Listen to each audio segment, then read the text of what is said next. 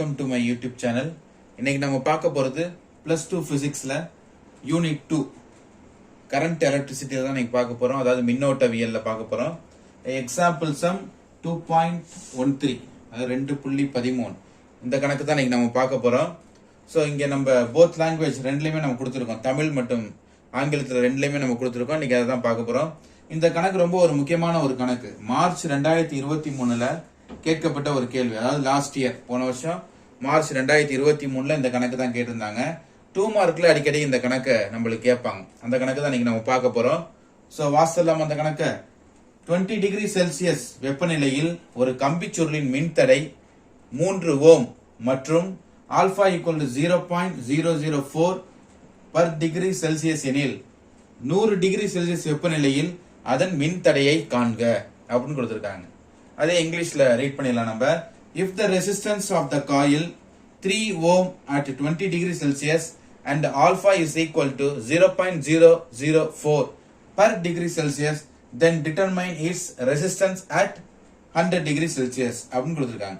ரொம்ப ஒரு சிம்பிளான ஒரு கணக்கு தான். எப்பயுமே கணக்கு அப்படிங்கும்போது ரொம்ப ரொம்ப பயப்படக்கூடாது. என்ன கொடுத்திருக்காங்க, என்ன கேட்டிருக்காங்க அப்படிங்கறத நம்ம ஃபர்ஸ்ட் நம்ம அண்டர்லைன் பண்ணிக்கணும் கொஸ்டின்ல. இப்போ இங்க என்ன கொடுத்திருக்காங்க, 20 டிகிரி செல்சியஸ் வெப்பநிலையில், அதாவது ஒரு கம்பிச்சுருள்ல 20 டிகிரி செல்சியஸ் வெப்பநிலை இருக்கும் பொழுது அதோட மின்தடை எவ்வளவு இருக்கான், 3 ஓம் இருக்கு அப்படிங்கிறாங்க. அப்ப நம்ம ஃபர்ஸ்ட் என்ன பண்றோம், என்ன கொடுத்திருக்காங்களோ அதை நான் ஃபர்ஸ்ட் எழுதிக்கிறேன் பாருங்க. அப்ப சொல்யூஷன் போட்டுக்கிட்டேன். அப்ப சொல்யூஷன் போட்டுட்டு இதை நான் என்ன எடுத்துக்கிறேன் அப்படின்னா T1 அப்படின்னு எடுத்துக்கிறேன். அதாவது டெம்பரேச்சர் 1 அப்படின்னு எடுத்துக்கிறேன். எவ்வளவு டெம்பரேச்சர், 20 டிகிரி செல்சியஸ் அப்படின்னு எடுத்துக்கிட்டேன். அடுத்து ரெண்டாவது என்ன பண்ண போறேன், மின்தடை 3 ஓம் கொடுத்திருக்காங்க. மின்தடைங்கும் போது ஆங்கிலத்தில் சொல்லும்போது ரெசிஸ்டன்ஸ். அப்ப இது R1 எடுத்துக்கிறேன். எத்தனை ஓம் கொடுத்திருக்காங்க, 3 ஓம் கொடுத்திருக்காங்க. சோ இதையும் நான் எடுத்துக்கிட்டேன், ஒன்னும் பிரச்சனை இல்லை. மற்றும் ஆல்பா 0.004 பர் டிகிரி செல்சியஸ் அப்படின்னு கொடுத்திருக்காங்க. அப்ப ஆல்பாவோட மதிப்பு கொடுத்திருக்காங்க. டெம்பரேச்சர் கோஎஃபிஷியன்ட் அப்படின்னு சொல்லுவாங்க. Temperature coefficient. அப்ப ஆல்பா கொடுத்திருக்காங்க. ஆல்பாவோட மதிப்பு என்னது, 0.004 பர் டிகிரி செல்சியஸ். இதையும் நான் எடுத்துக்கிட்டேன். அடுத்து என்ன கொடுத்திருக்காங்க, எனில் 100 டிகிரி செல்சியஸ் வெப்பநிலையில் அதன் மின்தடையை காண்கன்னு கொடுத்திருக்காங்க. அப்ப ரெண்டாவது டெம்பரேச்சர் என்ன கொடுத்திருக்காங்க, T2 100 டிகிரி செல்சியஸ் கொடுத்திருக்காங்க. 100 டிகிரி செல்சியஸ் கொடுத்தது இல்லாம என்ன கேட்டிருக்காங்க, அதன் மின்தடையை காண்க அப்படின்னு கொடுத்திருக்காங்க. அப்ப R2 கேக்குறாங்க. புரியுதா நல்லா உங்களுக்கு? அதே இங்கிலீஷ்லயே அதே தான் கொடுத்திருக்காங்க. If the resistance of the coil is 3 ohm at 20 degree Celsius. அப்ப 20 டிகிரி செல்சியஸ்ல அதோட ரெசிஸ்டன்ஸ் எவ்வளவு இருக்கு, 3 ஓம், and alpha is 0.004 per degree Celsius, then determine its resistance as 100 degree Celsius. எல்லாமே ஒண்ணுதான். தமிழ் இங்கிலீஷ் எல்லாத்தையும் ஒண்ணா தான் கொடுத்துருக்காங்க. சோ சிம்பிளா என்ன கொடுத்திருக்காங்க, என்ன கேட்டிருக்காங்க அப்படிங்கறத நான் அழகா இங்க எழுதிட்டேன். சோ நீங்களும் இது மாதிரி எழுதிட்டீங்க அப்படின்னா உங்களுக்கு ஈஸியா புரிஞ்சிடும் என்ன கேக்குறாங்க அப்படிங்கறது. அப்ப நான் என்ன பண்றேன், இப்போ R2 நான் கண்டுபிடிக்கணும். R2 கண்டுபிடிக்கணும். அப்போ வெரி சிம்பிள் ஃபார்முலா, ஒரு ஃபார்முலா இருக்கு. இந்த ஃபார்முலா நீங்க நல்லா மெமரி பண்ணி வச்சுக்கோங்க. நீங்க கீவேர்டே இதுதான் கொஸ்டின்ல. ஆல்பா ஈக்குவல் டு 0.004 அப்படின்னு சொல்லி உங்களுக்கு வந்துருச்சு அப்படின்னாலே இந்த ஃபார்முலாவை நீங்க அப்ளை பண்ணி ஈஸியா கணக்க சால்வ் பண்ணிடலாம்.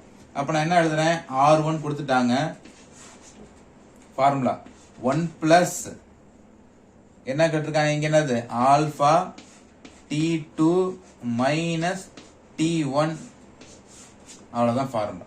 அப்ப R2 equal to R1 of 1 plus alpha பிராக்கெட்ல T2 மைனஸ் T1, அவ்வளவுதான் ஃபார்முலா. Very simple formula. அப்ப நான் இங்க அப்ளை பண்றேன் பாருங்க. அப்ப R2 எழுதிக்கிட்டேன்.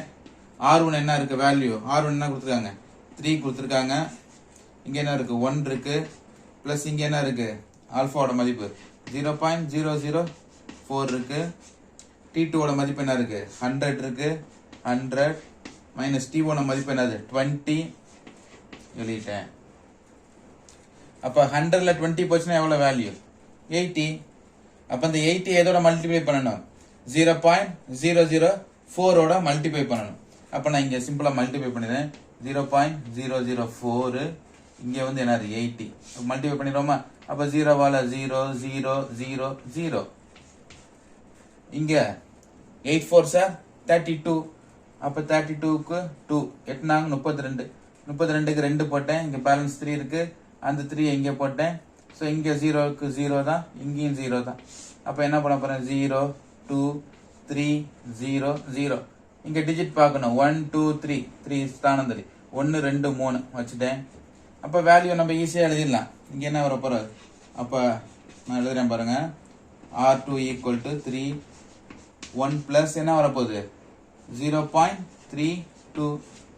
அப்ப இந்த 0.32 ஒன்னோட ஆட் பண்ணோம்னா என்ன கிடைக்கும்? 1.32 கிடைக்கும். அப்ப இங்க என்ன வரப்போகுது 1.32. இப்ப நம்மளுக்கு என்ன கிடைச்சிருக்கு? 1.32 கிடைச்சிருச்சா? அப்ப நெக்ஸ்ட் என்ன பண்ண போறோம்? 3 ஆல மல்டிப்ளை பண்ண போறோம். அப்ப 3 ஆல இங்கேயே நான் மல்டிப்ளை பண்றேன் பாருங்க. அப்ப 3 ஆல மல்டிப்ளை பண்ணும்போது 3 into 2 6 3 into 3 9. அப்ப இங்க 1 into 3 3. அப்ப எத்தனை ஸ்தானம்? 2. அப்ப R2 ஓட மதிப்பு என்ன கிடைக்குது நம்மளுக்கு? 3.96 கிடைச்சிருச்சு. அப்ப ஆறுங்கிறது எதை குறிக்கக்கூடியது? ரெசிஸ்டன்ஸ் குறிக்கக்கூடியது. அப்ப இதோட யூனிட் என்னது? ஓம். அப்ப R2 ஓட வேல்யூ என்னது? 3.96 ஓம்.